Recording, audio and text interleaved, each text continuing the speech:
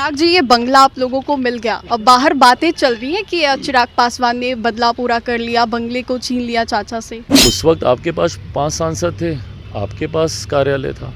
आज हमारे पास 5 सांसद हैं, आज हमारे पास कार्यालय है। एग्जिट पोल ही नहीं, परिणाम भी हम लोग के फेवर में आएंगे। अभी आप देखिएगा कि प्रधानमंत्री जी के सोच वाली सरकार झारखंड में भी और महाराष्ट्र में भी बनेगी। लोकसभा चुनाव के वक्त जिस तरीके से विपक्ष ने एक झूठा प्रचार करने का कार्य किया, लोगों को डराने का काम किया, भ्रम फैलाने का कार्य किया, उससे लोगों में विपक्ष को लेकर नाराजगी है। इसका आरक्षण छीना गया, कहाँ का संविधान खत्म किया गया। 28 तारीख को पशुपति पारस जी कोई बड़ा ऐलान करने जा रहे हैं। उस दिन आप लोग स्थापना दिवस भी मना रहे हैं। कह रहे हैं कि एनडीए से नाराज हो गए हैं, कोई बड़ा फैसला ले सकते हैं।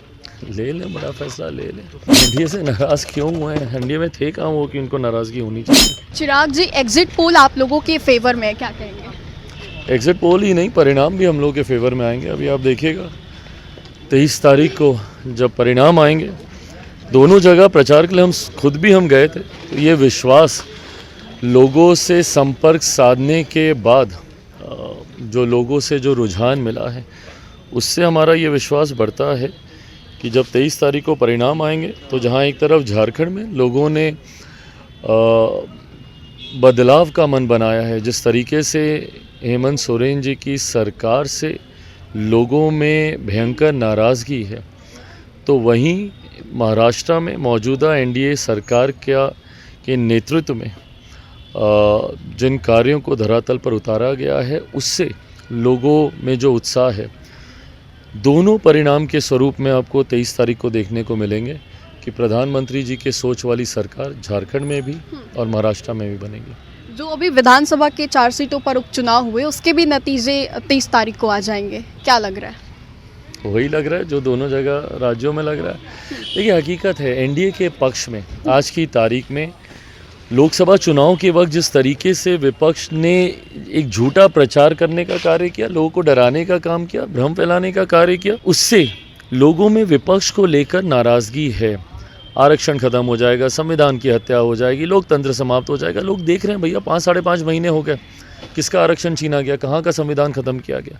तो ऐसे में लोग आज की तारीख में समझ गए कि पूरी तरीके से विपक्ष ने झूठ बोलने का काम किया। इसी का नतीजा है कि जहां एग्जिट पोल एक तरफा हरियाणा में कांग्रेस को बढ़त दिखा रहे थे, उनकी सरकार बना रहे थे, बट परिणाम ठीक उसके विपरीत रहे। ऑल टाइम हाई पर भारतीय जनता पार्टी हरियाणा के परिणामों में गई है। वो नाराज़गी थी विपक्ष के प्रति लोगों की, और उसी तरीके से इन चुनाव में भी विपक्ष को अब लोग नहीं सुनना चाहते हैं। इंडिया अलायंस के जितने भी घटक दल हैं, लोगों में उनको लेकर नाराज़गी है। भले वो झारखंड के क्षेत्रीय दल हों, जेएमएम हो, वहाँ पे राजद भी चुनाव लड़ रही है, उनके प्रति नाराज़गी हो, या फिर शिवसेना की उद्धव ग्रुप की का जो गुट है वहाँ पे महाराष्ट्र में, या कांग्रेस है, या शरद पवार जी की पार्टी है। आज की तारीख में लोगों ने मन बना लिया है कि अब इनके झूठी बातों में नहीं कोई फंसेगा, और एनडीए के प्रति मजबूती से लोगों ने मतदान किया। 28 तारीख को पशुपति पारस जी कोई बड़ा ऐलान करने जा रहे हैं। उस दिन आप लोग स्थापना दिवस भी मना रहे हैं। अच्छी बात है, करें। कह रहे हैं कि एनडीए से नाराज हो गए हैं, कोई बड़ा फैसला ले सकते हैं। ले लें, बड़ा फैसला ले लें। एनडीए से नाराज क्यों हुए हैं? एनडीए में थे कहाँ वो कि उनको नाराजगी होनी चाहिए। चिराग जी, ये बंगला आप लोगों को मिल गया। अब बाहर बातें चल रही हैं कि चिराग पासवान ने बदला पूरा कर लिया, बंगले को छीन लिया चाचा से।